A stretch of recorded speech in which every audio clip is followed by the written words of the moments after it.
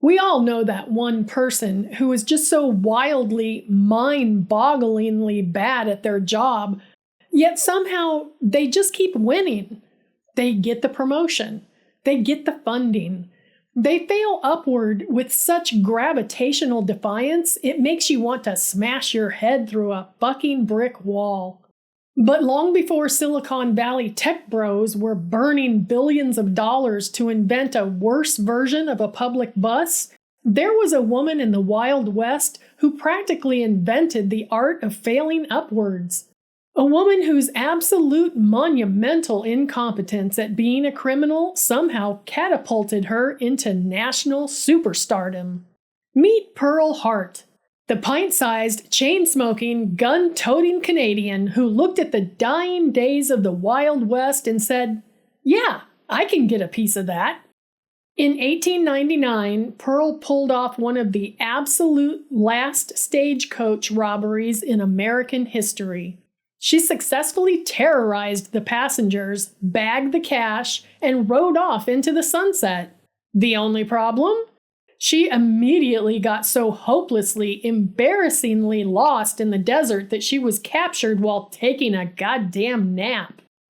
It should have been the end of a pathetic, short-lived criminal career, a footnote in a dusty sheriff's log. But Pearl Hart had something far more powerful than a sense of direction. She had audacity. Pure, unadulterated, shameless fucking audacity. Welcome to Audacious History. Hit that subscribe button, pour yourself a stiff drink, and let's dive into the ultimate story of how to rob a carriage, fuck up the getaway, get knocked up in an all-male prison, and parlay the entire shitshow into a lucrative theatrical tour. To understand how Pearl Hart ended up pointing a loaded .38 caliber revolver at a terrified stagecoach driver, you have to understand the absolute mess her life was leading up to it. Born in Canada in 1871 to a respectable religious family, Pearl did what any rebellious 16-year-old does. She eloped with an abusive, degenerate gambler named Frederick Hart. Frederick was a monumental piece of shit. He beat her, he drank their money away, and he dragged her all across the American frontier, chasing get-rich-quick schemes from the Chicago World's Fair all the way down to the miserable, sweltering mining camps of Arizona. Eventually, Pearl grew a spine, realized her husband was dead weight, and left his sorry ass.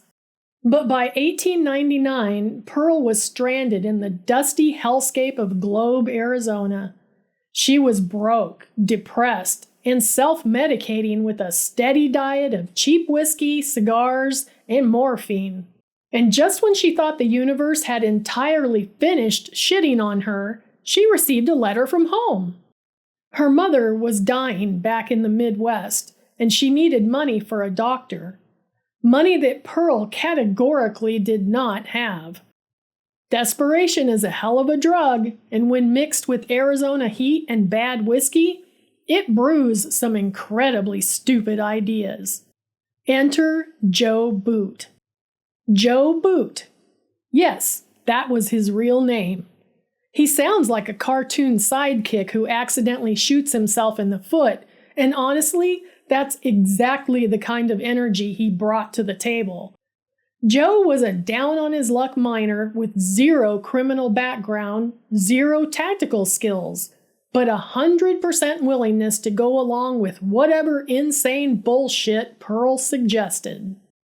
"Let's rob a stagecoach," Joe offered, likely after his 5th shot of rot gut.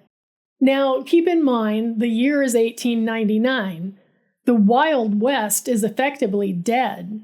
Telephones exist. The phonograph exists. Law enforcement is organized, heavily armed, and connected by telegraphs. Robbing a stagecoach in 1899 was like trying to pirate a CD in 2024. Outdated, highly conspicuous, and frankly, a little embarrassing. But Pearl? Pearl was inspired. She was an avid reader of dime store novels and Cosmopolitan magazine.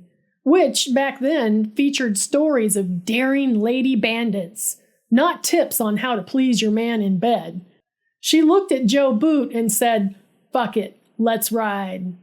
Pearl knew a woman in a Victorian dress couldn't pull a heist, so she took a pair of shears and hacked off her hair. She strapped down her chest, pulled on a pair of Joe's oversized Levi's, a heavy flannel shirt, a dirty sombrero, and a pair of scuffed boots. She tucked a .38 caliber revolver into her waistband. She looked in the mirror, and the battered, abused housewife was gone. In her place was a mean, gritty, dead-eyed outlaw. May 30th, 1899. The stagecoach line running from Globe to Florence, Arizona. It's the middle of the goddamn afternoon. The sun is beating down like an anvil. Pearl and Joe have staked out a watering hole at Cane Springs Canyon. It's a strategic choke point. The horses have to slow down. They wait in the brush, the sweat stinging their eyes. The sheer, terrifying reality of what they are about to do is finally sinking in. This isn't a dime novel anymore. If they pull those triggers, they are looking at the end of a rope. "You ready?" Joe whispers, his voice shaking. Pearl spits a glob of tobacco onto the rocks. "Just point the fucking gun, Joe." The heavy wooden coach groans to a halt at the water crossing.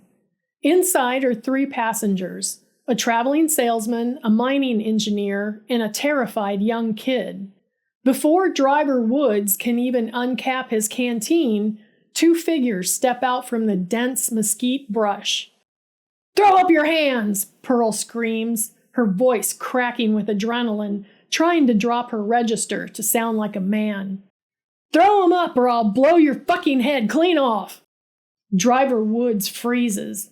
He looks down the barrel of Joe's .45, then at the pint-sized, aggressively angry figure holding a .38. Woods is a company man. He knows the protocol. No amount of stagecoach money is worth a bullet to the lungs. Slowly, carefully, he raises his hands. "Don't shoot," Woods growls. "You got the drop on us." "Everybody out," Pearl barks, waving the gun in their faces. "Move your asses! Line up on the road!" The sheer tension in the air is thick enough to choke on. One wrong move. One passenger deciding to play hero, and this entire canyon turns into a slaughterhouse. Pearl's heart is hammering against her ribs like a trapped bird. She can feel the sweat dripping down her spine. But she doesn't flinch. She steps right up to the towering mining engineer, a man twice her size, and rams the cold steel of her revolver right under his chin. "Empty your pockets," she hisses. "Now." The passengers are terrified. They empty their wallets. They give up their watches. Pearl and Joe score a massive haul, around $431, which is roughly $15,000 in today's money. Not bad for 2 absolute amateurs. But then a flicker of humanity breaks through the hardened outlaw persona. Pearl looks at the shivering passengers standing in the dirt. She realizes they have a long, brutal walk or ride ahead of them to the next town. She reaches into her sack of loot, pulls out 3 silver dollars, and tosses one to each of them. "Here," she says, her tone softening just a fraction. "Get yourselves something to eat when you hit town. We ain't monsters." And with that, she and Joe mount their horses, dig their spurs in, and tear off into the rugged wilderness. The perfect crime, flawlessly executed. Nobody got hurt, they got the cash, and they vanished like ghosts into the unforgiving desert. Except they weren't ghosts, they were fucking idiots. You know how in modern heist movies, the crew always has an elaborate escape route planned down to the very second? Yeah, Pearl and Joe skipped that chapter. Their master plan for the getaway was, and I quote, "ride away from the stagecoach." That was it. No map, no compass, no hideout, and critically, a pathetic lack of water. Within hours of the robbery, the adrenaline wore off and the reality of the Arizona desert set in. For 3 agonizing days, these 2 master criminals rode through the scrubland. The heat was over 100 degrees. The terrain all looked exactly the fucking same. They were cold at night, boiling during the day, and completely, hopelessly lost. "Joe!" Pearl rasped, her lips cracked and bleeding. "Where the hell are we?" "I think we're heading south," Joe replied, holding his hand up to the sun like he had any clue what he was doing. "Joe, we passed that same dead cactus 3 hours ago. We're riding in a goddamn circle." By day 3, they were physically broken. Exhausted, dehydrated, and miserable, they stumbled off their horses and collapsed under a mesquite tree. The tough, hardened outlaws who had terrified a stagecoach full of men couldn't keep their eyes open. They decided to take a quick nap. Just a little rest, right? What could go wrong? While Pearl and Joe had been busy riding in circles like a pair of concussed toddlers, driver Henry Woods had ridden straight into Florence and alerted Pinal County Sheriff W.E. Truman. Truman was a legendary tracker. He formed a posse, found their tracks immediately because, again, they were walking in circles, and followed them straight to their little nap time spot. Pearl woke up to the unmistakable click of a rifle hammer being cocked. "Rise and shine, boys," Sheriff Truman growled, looking down at the 2 pathetic sleeping figures. Joe Boot instantly threw his hands up, completely surrendering. But Pearl? Pearl went down swinging. She screamed, she cursed, she kicked, and she fought like a cornered wolverine. "Get your fucking hands off me!" she roared as the deputies wrestled her to the dirt, ripping the sombrero from her head. And that's when the posse collectively froze. The short hair, the men's clothes. They hadn't realized it until now. Sheriff Truman stared at her, utterly bewildered. "I'll be a son of a bitch," Truman muttered. "It's a girl." Pearl Hart was hauled into the Pima County Jail in Tucson. She was facing years behind bars. Her life was officially over, or so you would think. Because this is where the incompetence ends and the pure, unadulterated genius of Pearl Hart begins. Word leaked out instantly. A female stagecoach robber? In men's clothing? In 1899? The press lost their absolute minds. This was exactly the kind of sensationalist, tabloidy bullshit the American public craved. Reporters from all over the country descended on the Tucson jail like vultures on a fresh carcass. Pearl took one look at the reporters, looked at the camera flashes, and her brain went into overdrive. She realized in an instant she wasn't a criminal anymore. She was a commodity. She began giving exclusive interviews from her cell, and she played the media like a goddamn fiddle. To the male reporters, she played the tragic heroine.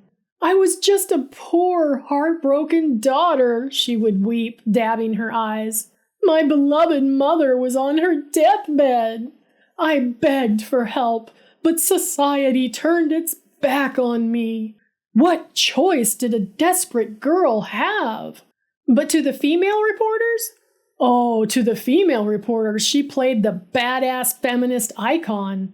She would lean back, light a cigar, blow the smoke in their faces, and say, "I shall not consent to be tried under a law in which my sex had no voice in making." Fucking iconic. She posed for photographs, demanding the guards give her back her gun so she could look tougher for the cameras. And miraculously, the starstruck guards actually did it. Cosmopolitan magazine, the very publication that inspired her, came and did a multi-page spread on her. By the time her trial arrived, she was a national celebrity. The courtroom was packed. Pearl leaned heavily into her poor dying mother routine. She cried. She looked tiny and frail. And the all-male jury? They ate that shit up with a spoon. Despite Pearl openly admitting she committed the robbery, the jury came back with a verdict of not guilty. The judge was absolutely livid. He practically foamed at the mouth, screaming at the jury for thinking with their dicks instead of their brains. Refusing to let her walk, the judge immediately had her rearrested on a technicality, tampering with the U.S. mail, which happened to be inside the stagecoach. They rushed a second trial with a different jury, and this time the judge made sure they nailed her. Pearl was sentenced to 5 years in the Yuma Territorial Prison. Joe Boot, her forgotten, useless sidekick, got 30 years. Nobody cared about Joe. Yuma Territorial Prison was not a joke. It was a brutal, sweltering fortress carved out of rock. And when Pearl Hart arrived, the warden had a massive logistical nightmare on his hands. Pearl was the only female inmate in a facility housing hundreds of hardened, sex-starved male criminals. To keep her safe, and to keep the men from rioting over her, they put her in an oversized cell on the mountainside of the prison, separated from the general population. They gave her a small yard. They let her entertain reporters. They basically treated her like a zoo exhibit. But Pearl was bored, and Pearl was cunning. A year and a half into her 5-year sentence, an absolute bombshell dropped on the desk of the Arizona governor, Alexander Brody. Pearl Hart, the sole female inmate, locked in a secure facility, isolated from the male population, closely guarded by male wardens, was pregnant. Let me repeat that. She got knocked up in an all-male prison. The scandal was instantaneous and radioactive. Who was the father? Was it an inmate who snuck into her cell? Was it one of the guards? Was it the goddamn warden himself? Nobody knew, and Pearl, holding all the cards, kept her fucking mouth shut with a knowing smirk on her face. Governor Brody panicked. Arizona was trying to become a state, and they were trying to shed their Wild West lawless image. Having their most famous prisoner get pregnant under state supervision was a PR disaster of apocalyptic proportions. The press would have a field day. Congress would laugh them out of Washington. Brody had only one option to bury the scandal. In December 1902, Governor Brody fully pardoned Pearl Hart. He erased her sentence, opened the prison gates, and essentially told her, "I don't care where you go, but you have to get the fuck out of Arizona." Pearl Hart packed her bags, smiled at the guards, and walked out a free woman. She had quite literally fucked her way out of prison. It was the ultimate, undisputed masterpiece of failing upwards. Now, a normal person who just narrowly escaped a 5-year prison sentence via an immaculate misconception might lay low. They might move to a quiet town, change their name, and live out their days in obscurity. Not our girl. Not Pearl. She walked out of Yuma, looked at the massive celebrity she had accumulated, and decided it was time to cash in. Pearl immediately moved to the East Coast and launched a theatrical tour. She joined a play written by her sister called The Arizona Bandit. Night after night, to packed houses in New York and Chicago, Pearl Hart stepped onto the stage wearing her signature men's clothing, her chopped hair, and her .38 revolver. She would literally reenact the exact crime she had committed, the very crime she was so terribly, pathetically bad at executing in real life. And the crowds threw money at her. They paid top dollar to see the bandit queen of the West pretend to rob a fake stagecoach, completely ignoring the fact that the real robbery ended with her walking in circles and getting arrested while taking a dirt nap. She sold photos of herself. She sold interviews. She squeezed every last dime out of her 15 minutes of fame until the public eventually moved on to the next shiny new scandal. Eventually, she faded from the spotlight. She likely changed her name, settled down, and lived a quiet life. The baby mysteriously vanishing from the historical record, likely given up for adoption or a total fabrication to secure her release. Some say she lived well into her 80s under the name Pearl Bywater, dying peacefully in 1955. History is usually written by the victors, the brilliant generals, the genius inventors, the masterminds. But sometimes history is hijacked by the bold. Pearl Hart was a terrible criminal. She was an incompetent survivalist. She possessed exactly zero tactical awareness. But she understood one thing better than anyone else of her era. Perception is reality. If you act like a badass, if you own your mistakes with enough swagger, and if you know how to manipulate the media, you don't actually need to be good at your job. You just need to be loud enough that people can't ignore you. Pearl Hart wasn't the greatest outlaw of the Wild West, but she was, without a doubt, its greatest PR manager. And for that, we salute her audacious, failing upwards spirit. Thanks for watching Audacious History. If you enjoyed this dive into historical incompetence, smash that like button, subscribe to the channel, and leave a comment below telling us what other historical clusterfucks you want us to cover next. Until next time, keep your audacity high, and for fuck's sake, if you're gonna commit a crime, bring a map.